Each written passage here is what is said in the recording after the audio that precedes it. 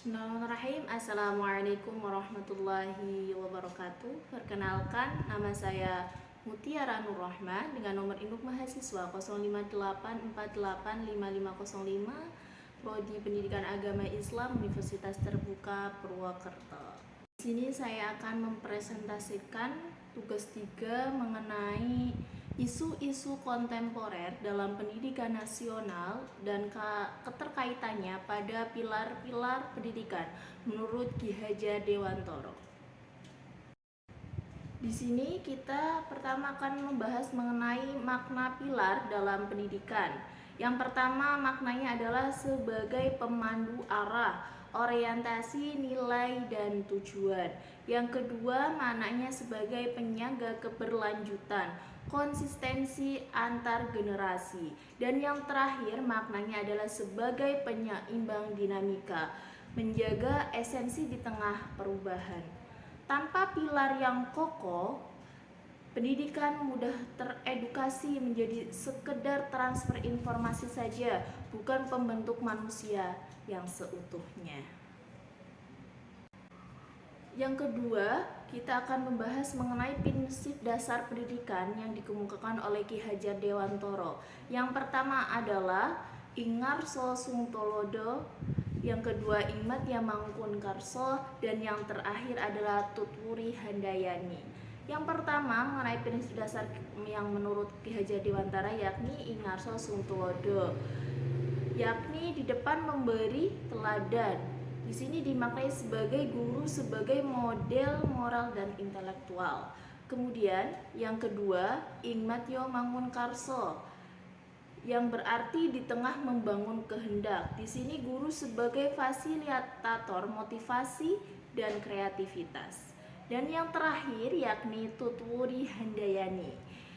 Tutwuri Handayani yakni di belakang memberi dorongan, dengan arti guru sebagai pendorong kemandirian. Ketiga prinsip ini membentuk satu kesatuan dinamis, bukan hierarki statis, yang menempatkan pendidik sebagai sosok adaptif sesuai kebutuhan peserta didik. Yang ketiga, kita akan membahas mengenai analisis relevansi dan tantangan di era digital sekarang ini. Yang pertama mengenai Ingarso Sungtolodo. Relevansinya yakni di era di mana peserta didik terpapar ribuan konten setiap hari, keteladanan guru justru semakin krusial sebagai jangkar nilai. Kemudian tantangannya yakni otoritas moral guru tergerus oleh influencer digital.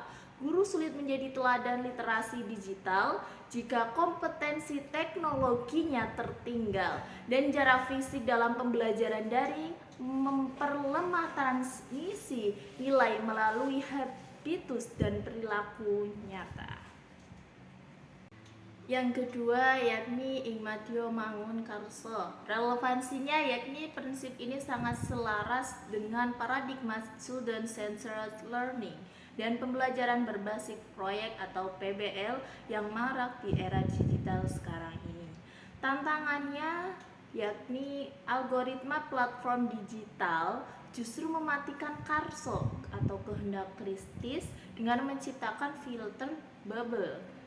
Motivasi belajar rentan digantikan dopamin instan dari media sosial, serta guru harus mampu merancang pengalaman belajar yang lebih menarik dari konten hiburan yang lain. Yang ketiga yakni Tutwuri Handayani. Relevansinya yakni mendorong kemandirian belajar atau self-regulated learning adalah jawaban atas tantangan era informasi yang mensyaratkan lifelong learning.